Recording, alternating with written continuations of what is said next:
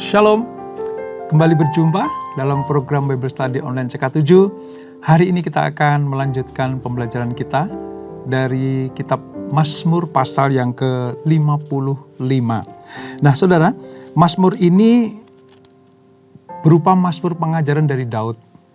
Bagaimana ketika Daud itu dikejar-kejar musuh, dia harus lari dari kota yang sangat dikasihinya yaitu Yerusalem. Lalu Daud mengalami kesulitan-kesulitan hidup. Tapi bagaimana Daud bisa keluar dari masalah dan menguatkan hatinya, nanti kita akan membaca, menggali, merenungkan dan melakukan apa yang menjadi perintah Tuhan lewat pembacaan kita. Lebih dahulu mari kita datang kepada Tuhan. Kita minta Tuhan mengurapi kita. Biar Roh Kudus menjamah kita semuanya. Kami datang menyembah-Mu Tuhan, sebab Kau Allah penolong kami.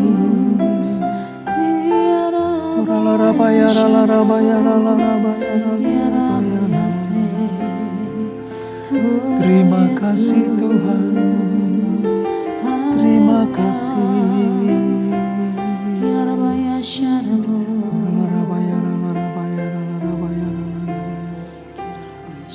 Syukur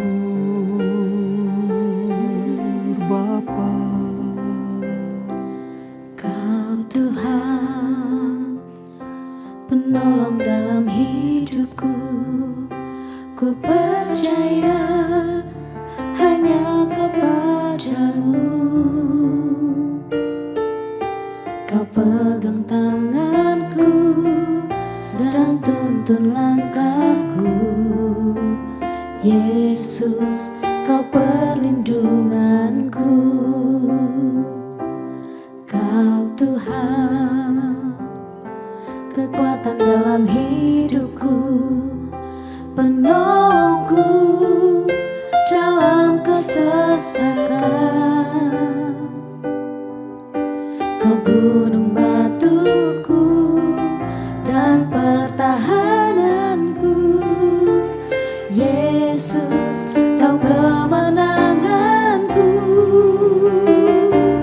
Yesus, padamu ku berseru.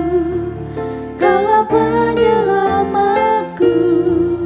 Terpujilah Kau Tuhanku. Mulutku memuji nama-Mu sepanjang umur hidupku. Terpujilah Kau Tuhanku di atas segalanya. Engkaulah satu-satunya penolong kami ya Tuhan. Kau Tuhan, penolong dalam hidupku. Ku percaya hanya kepada-Mu. Kau pegang tanganku dan tuntun langkahku.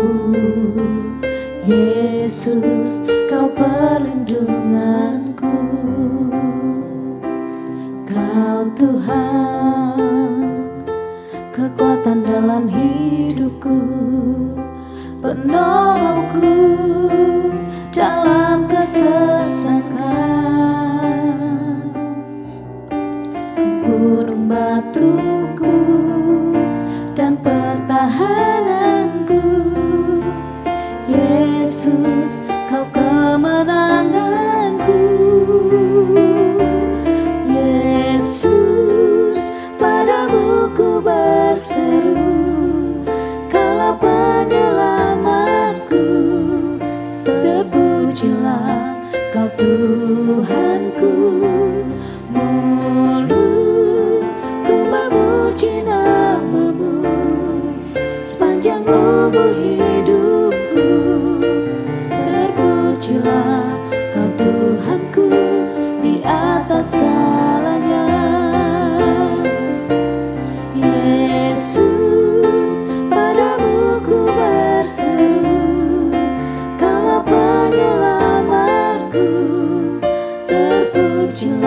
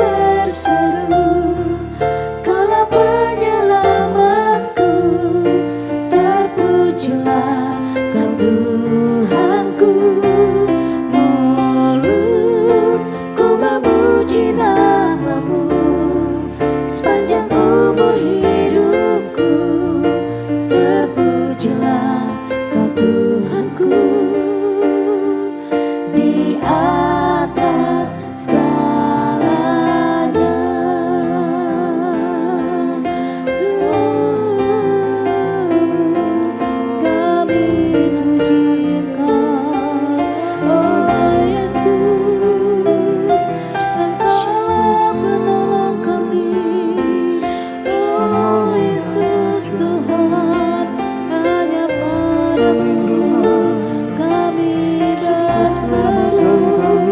Syaralabaya syararamu, Iyaralabaya sale, Iyaralabaya se, Iyaralabaya ralabo, Syaralabaya shandayaralaba, Uyaralabaya syakaralaba. Haleluya.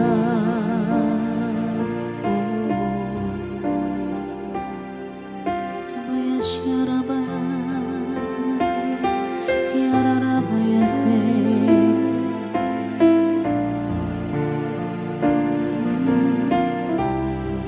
Kuasamu terlebih besar, Tuhanku terlebih besar. Tak pernah terlambat janji-Mu ya Tuhan, menolong hidupku. Kuasa-Mu terlebih besar, Tuhanku terlebih besar. Tak pernah terlambat janji-Mu ya Tuhan, pulihkan hidupku. Kuasa-Mu terlebih besar, Tuhanku terlebih besar. Tak pernah terlambat janji-Mu ya Tuhan, menolong hidupku. Kuasa-Mu terlebih besar, Tuhanku terlebih besar. Tak pernah terlambat janji-Mu ya Tuhan, pulihkan hidupku. Kuasa-Mu terlebih besar, Tuhanku terlebih besar. Tak pernah terlambat janji-Mu ya Tuhan, menolong hidupku. Kuasa-Mu terlebih besar, Tuhanku terlebih besar. Tak pernah terlambat janji-Mu ya Tuhan, pulihkan hidupku. Tak pernah terlambat janji-Mu ya Tuhan, pulihkan hidupku. Tak pernah terlambat janji-Mu ya Tuhan, pulihkan hidupku. Benar Tuhan, Engkau adalah satu-satunya penolong kami. Engkau yang membebaskan kami dari para musuh kami. Engkau yang melepaskan kami dari jerat penangkap burung. Karena kami percaya Engkaulah satu-satunya yang sanggup mengeluarkan kami dari setiap penderitaan, ancaman para musuh, dan serangan si iblis sekalipun. Engkaulah yang berkuasa segala-galanya. Sekarang kami akan melanjutkan pembelajaran kami. Mari Roh Kudus urapi kami, supaya kami mengerti apa yang Kau firmankan. Dengan demikian, kami menjadi pelaku-pelaku firman yang berkenan kepada Tuhan. Terpuji nama-Mu, kekal selama-lamanya. Di dalam nama Yesus, mari yang siap belajar firman Tuhan, sama-sama kita katakan, amin. Nah, Mazmur 55, saudara, itu perjanjian lama halaman sekitar 611. Kita akan membaca bagaimana nyanyian pengajaran Daud ini diberikan kepada bangsa Israel. Dan ini dinyanyikan di dalam setiap ibadah-ibadah supaya umat Allah tahu bahwa satu-satunya penolong dalam hidup mereka adalah Tuhan Allah Israel, yaitu Allah Abraham, Ishak dan Yakub, yang dikenal dalam perjanjian baru sebagai Yesus Kristus Allah Tuhan kita. Demikian firman Tuhan. Doa minta tolong terhadap musuh. Untuk pemimpin biduan dengan permainan kecapi, nyanyian pengajaran Daud. Berilah telinga ya Allah kepada doaku. Janganlah bersembunyi terhadap permohonanku. Perhatikanlah aku dan jawablah aku. Aku mengembara dan menangis karena cemas. Karena teriakan musuh. Karena aniaya orang fasik. Sebab mereka menimpakan kemalangan kepadaku. Dan dengan geramnya mereka memusuhi aku. Hatiku gelisah. Kengerian maut telah menimpa aku. Aku dirundung takut dan gentar. Perasaan seram meliputi aku. Pikirku, sekiranya aku diberi sayap seperti merpati, aku akan terbang dan mencari tempat yang tenang. Bahkan aku akan lari jauh-jauh dan bermalam di padang gurun. Aku akan segera mencari tempat pelindungan terhadap angin ribut dan badai. Bingungkanlah mereka. Kacaukanlah percakapan mereka ya Tuhan. Sebab aku melihat kekerasan dan perbantahan dalam kota. Siang malam mereka mengelilingi kota itu di atas tembok-temboknya. Dan di dalamnya ada kemalangan dan bencana. Penghancuran ada di tengah-tengahnya. Di tanah lapangnya tidak habis-habisnya ada penindasan dan tipu. Kalau musuhku yang mencela aku masih dapat menanggungnya. Kalau pembenciku yang membesarkan diri terhadap aku masih dapat menyembunyikan diri terhadap dia. Tetapi engkau, orang yang dekat dengan aku, temanku dan orang kepercayaanku, kami yang bersama-sama bergaul dengan baik dan masuk ke rumah Allah di tengah-tengah keramaian. Biarlah maut menyergap mereka. Biarlah mereka turun hidup-hidup ke dalam dunia orang mati. Sebab kejahatan ada di kediaman mereka, ya, dalam batin mereka. Tetapi aku berseru kepada Allah, dan Tuhan akan menyelamatkan aku. Di waktu petang, pagi dan tengah hari, aku cemas dan menangis. Dan ia mendengar suaraku. Ia membebaskan aku dengan aman dari serangan terhadap aku. Sebab berduyun-duyun mereka melawan aku. Allah akan mendengar dan merendahkan mereka. Dia yang bersemayam sejak purbakala. Karena mereka tidak berubah dan mereka tidak takut akan Allah. Orang itu mengacungkan tangannya kepada mereka yang hidup damai dengan dia. Janjinya dilanggarnya. Mulutnya lebih licin dari mentega, tetapi ia berniat menyerang.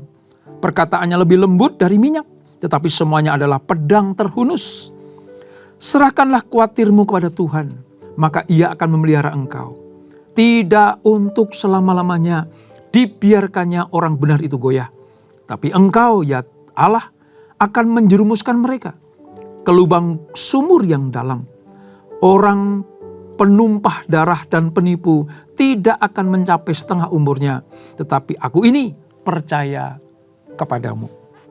Nah, ini sebuah mazmur pengajaran dari Daud yang tadi saya katakan seringkali dinyanyikan atau dilafalkan, dikidungkan ketika ada upacara-upacara atau ibadah-ibadah, baik di bait suci atau sinagoga atau acara-acara yang lain. Nah, saudara, mazmur ini ditulis langsung oleh Daud. Ada beberapa peristiwa yang melatar belakangi. Salah satunya, setelah putranya yaitu Absalom mengkhianatinya dengan berusaha merebut tahta ayahnya yaitu Daud sendiri. Ini pemberontakan Absalom, saudara, menjadi salah satu akibat yang mengerikan yang diderita Daud karena dosanya berhubungan dengan Batsheba. Mengapa? Karena Daud melakukan pelanggaran, maka hukumannya menanti dia. Dan memang terjadi. Bagaimana anak kandungnya sendiri yaitu Absalom itu mengkudeta ayahnya sehingga Daud lari keluar dari istana, keluar dari Yerusalem. Untuk apa? Menghindari pertempuran, menghindari pertumpahan darah dalam keluarga dan kerajaannya. Ini alasan yang pertama, mengapa Mazmur ini ditulis oleh Daud. Yang kedua, Daud merasa dikhianati oleh orang-orang terdekatnya. Orang-orang dalam di lingkungan istananya. Tadi dikatakan, kalau musuh yang di luar aku, di hadapanku mudah untuk mengalahkannya, aku sanggup mengatasinya. Tapi mereka ini, orang yang sehidangan dengan aku, orang yang selalu ada di tengah-tengah, di sekelilingku. Bahkan ketika kami beribadah bersama-sama, ya kami datang bersama-sama. Merekalah yang mengkhianati aku. Jadi rupanya Daud merasakan bagaimana dikelilingi oleh orang-orang yang memusuhinya. Sehingga Daud mengalami penderitaan, bukan hanya fisik, tapi juga perasaan hati, ya, itu merasa tertindas, merasa dikhianati, gitu. Tapi saudara, Daud juga memberikan sebuah jalan keluar. Bagaimana Daud ini memberikan sebuah kekuatan kepada mereka yang tertindas. Kita bisa melihat nanti di ayat-ayat 17 sampai berikutnya itu menyatakan bahwa jalan keluarnya itu ini, gitu. Namun terlebih dahulu mari kita lihat bagaimana Daud mengemukakan betapa dia mengalami tekanan jiwa yang sangat berat. Seorang raja diurapi oleh Tuhan lewat Nabi Samuel tentunya. Lalu dia memerintah dengan bijaksana, ditakuti oleh musuh-musuhnya, disegani dan dihormati oleh rakyatnya. Tapi tetap saja Daud punya musuh. Daud punya perasaan dan jiwanya itu merasa tertekan.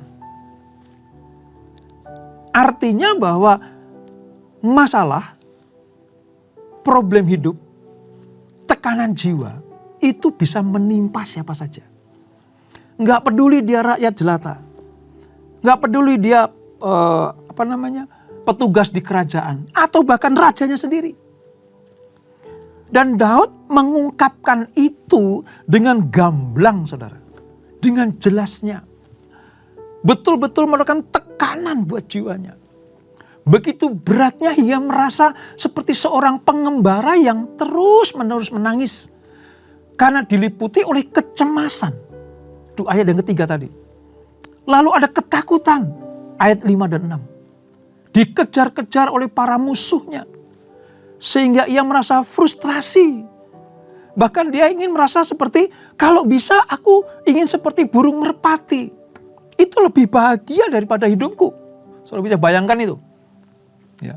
Ini sebuah gambaran bagaimana Daud pengen keluar dari masalah itu. Sampai-sampai dia berpikir, wah lebih enak jadi burung merpati daripada jadi manusia seperti aku. Bahkan raja seperti diriku ini. Ternyata jadi manusia, jadi raja itu tidak menjamin gak ada masalah. Dia melihat bagaimana burung merpati terbang bebas. Mengepakkan sayapnya. Hinggap di mana saja yang dia mau. Seperti seolah-olah tidak terganggu dengan apapun juga. Ini sebuah perasaan untuk mengeluarkan tekanan di dalam hati dan jiwanya. Dan ini diungkapkan oleh Daud, saudara. Ini diungkapkan oleh seorang raja yang dikhianati oleh sahabat-sahabatnya. Yang dikudeta oleh anaknya sendiri. Orang kepercayaannya tidak dapat dipercaya. Bukankah ini juga sering kita alami, saudara?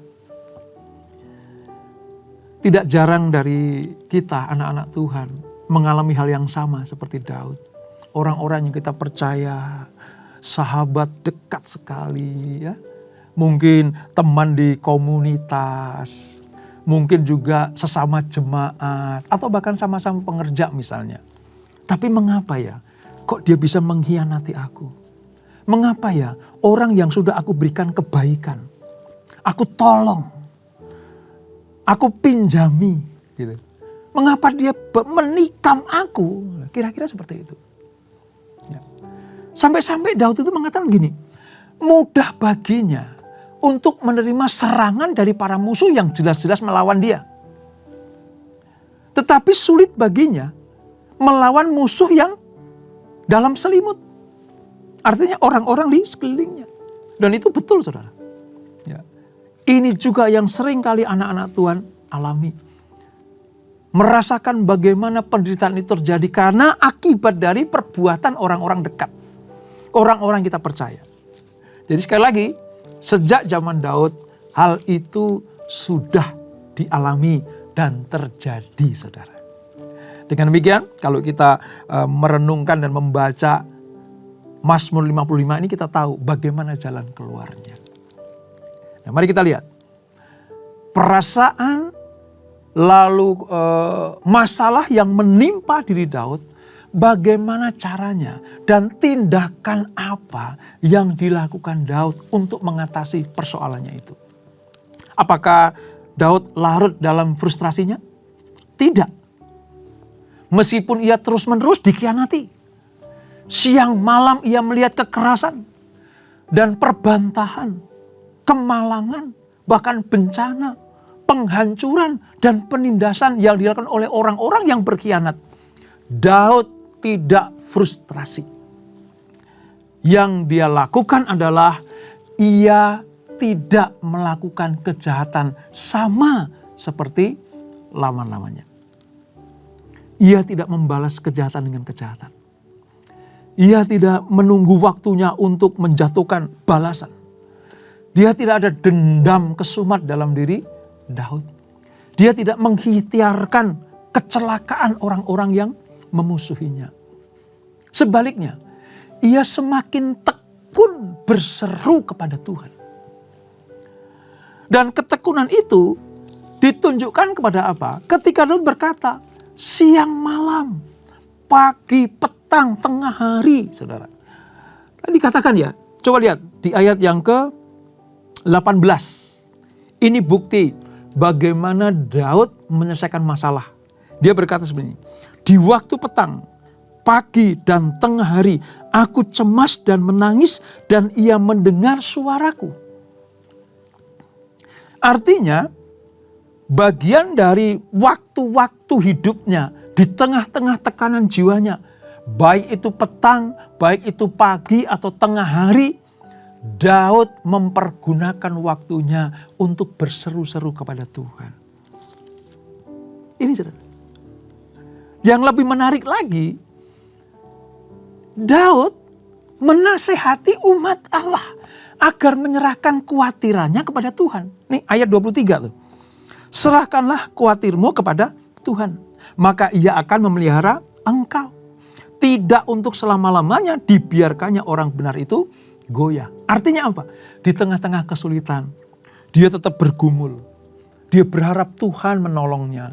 Dia mengandalkan Tuhan. Kesempurnaan pergumulan Daud adalah ketika dia menasehati orang. Ini pelajaran yang harus kita petik, saudara.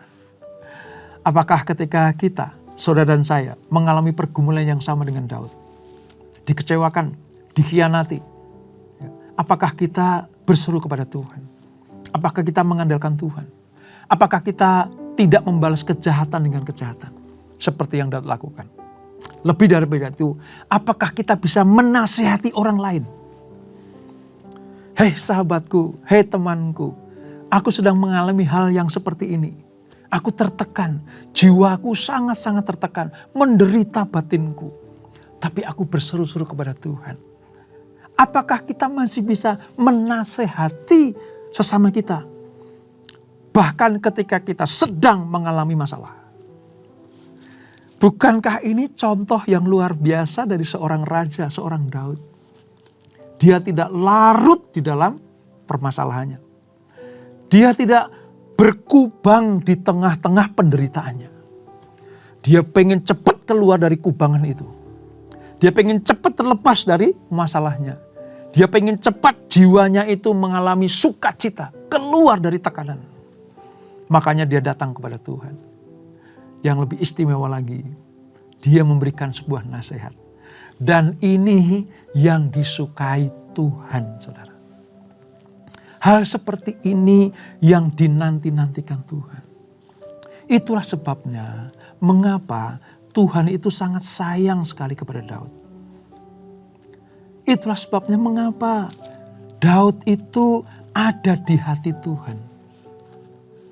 Aku telah menemukan Daud bin Isai, seorang yang berkenan kepadaku. Orang yang berkenan kepada Tuhan ketika menghadapi masalah, dia akan melakukan seperti apa yang Daud lakukan ini. Tidak salah ketika Tuhan berkata kepada raja-raja pengganti Daud. Generasi berikutnya setelah Daud yang memerintah kerajaan, baik utara 10 suku maupun 2 suku di selatan. Tuhan berkata, kalau hidupmu sama seperti Daud, hambaku Daud itu, maka aku akan mengokohkan kerajaanmu. Rupa-rupanya Allah punya alasan. Mengapa Daud dijadikan sebagai sebuah barometer? Tolok ukur. Hei para raja, Israel khususnya, kalau kalian hidup sama seperti hambaku Daud, maka aku akan mengokohkan kerajaanmu. Dan salah satu yang disukai Tuhan adalah ketika Daud menghadapi masalah, dia menyerahkannya kepada Tuhan. Dia minta petunjuk kepada Tuhan bagaimana cara mengatasi masalah. Dia tidak membalas kejahatan dengan kejahatan. Dan dia bahkan menasihati orang lain. Kalau kalian dapat masalah, serahkanlah kekhawatiranmu kepada Tuhan. Wow. Ini pelajaran yang luar biasa, yang harus kita petik, yang harus kita nikmati, saudara, dan kita lakukan itu. Dan ketika Daud mengalami kemenangan atas persoalannya, saudara, oleh karena pertolongan dari Tuhan, akhirnya apa?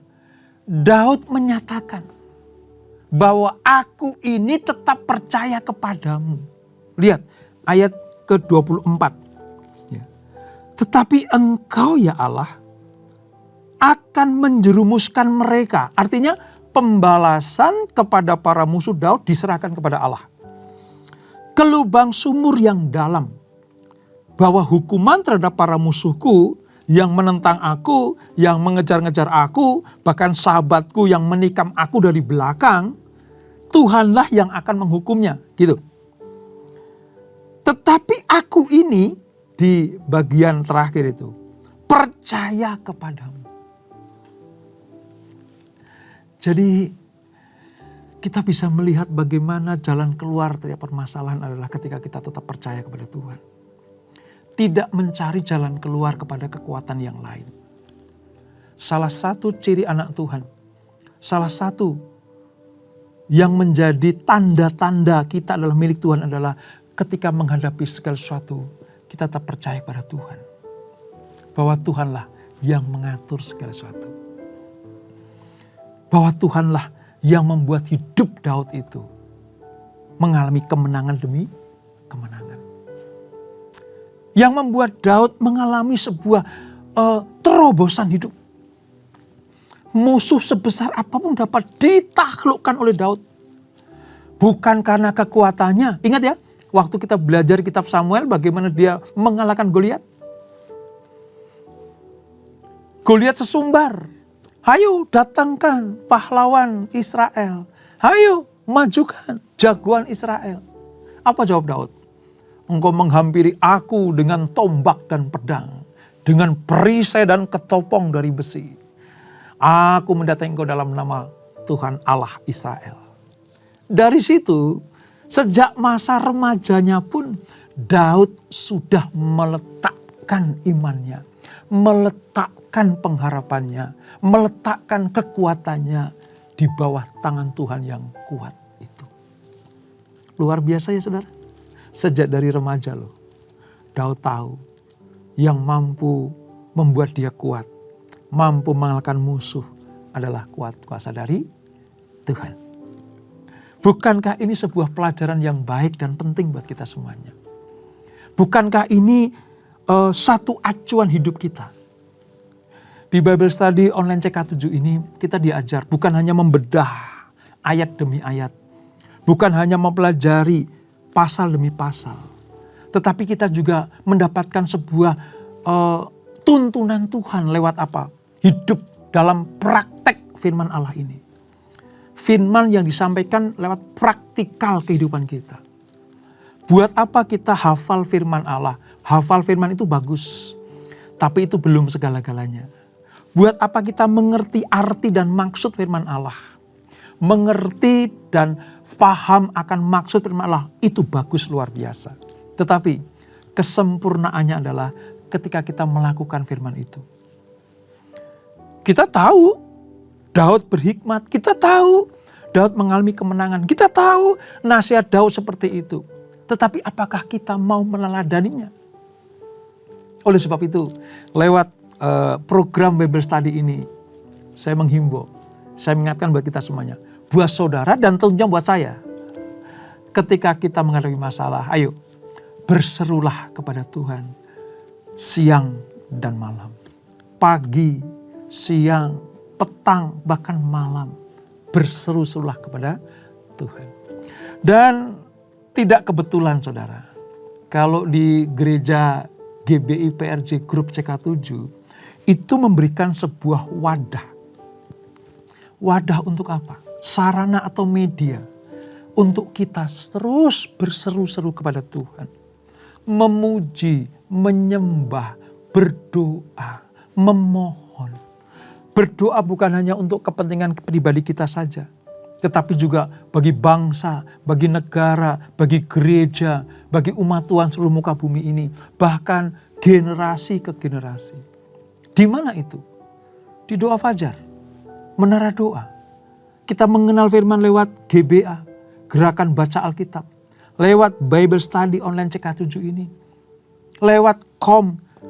Jadi ketika gereja menyadari seperti inilah seharusnya dilakukan untuk membawa umatnya supaya mengenal Allah, semakin berkenan kepada Tuhan dan mendapatkan anugerah keselamatan. Maka mari ambil kesempatan itu. Pergunakan media ini. Untuk apa? Semakin dekat sama Tuhan. Kita tahu kan? Lewat KOM, lewat Bible Study, lewat GBA, kita tahu bagaimana caranya para tokoh-tokoh Alkitab itu menyelesaikan masalah. Bagaimana Tuhan menolong mereka.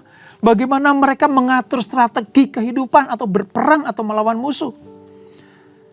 Kita bisa temukan di dalam peristiwa-peristiwa apa yang kita pelajari.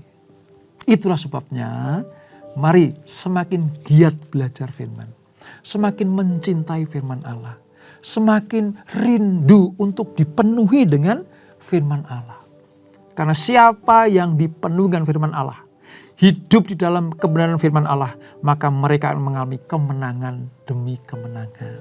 Dan saya rindu perkataan bahwa aku telah menemukan Daud bin Isai, seorang yang berkenan padaku. Itu bukan hanya kepada Daud, tapi juga kepada saudara dan saya. Dan Tuhan akan berkata, inilah anak yang kukasihi. Kepadanya lah aku berkenan. Dan itulah Mazmur 55. Kita berdoa.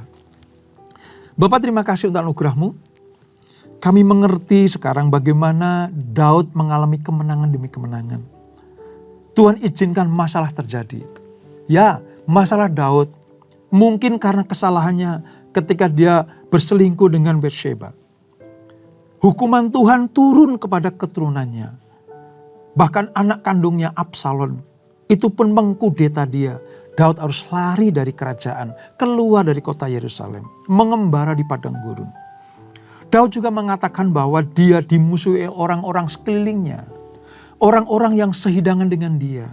Orang-orang yang dipercaya Daud untuk membesarkan kerajaannya. Mereka menikam dari belakang. Dan Daud berkata, jiwaku sangat tertekan.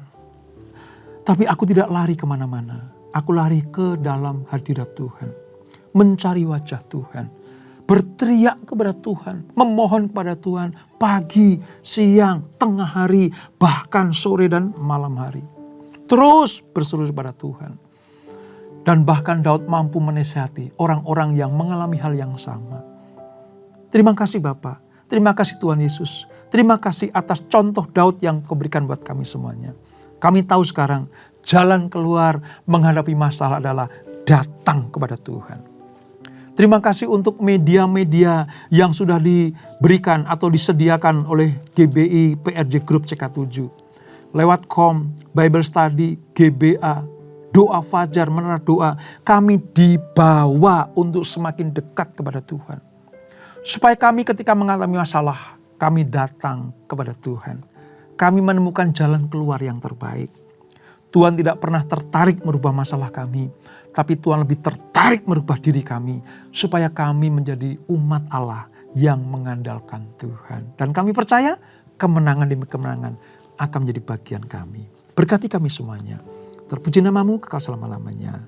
Kekasih-kasih Kristus, sebelum kita berpisah, terimalah berkat kasih anugerah dari Allah Bapa yang berlimpah-limpah. Di dalam anak yang tunggal Tuhan Yesus Kristus. Dan persekutuan yang manis dan kudus menyertai kita semuanya. Mulai saat ini sampai Maranatha. Yesus datang yang kedua kali menjemput kita semuanya. Bertemu di awan-awan yang permai. Menikmati kemuliaan kekal sampai selama-lamanya. Yang diberkati, sama-sama kita katakan amin. Tuhan Yesus memberkati.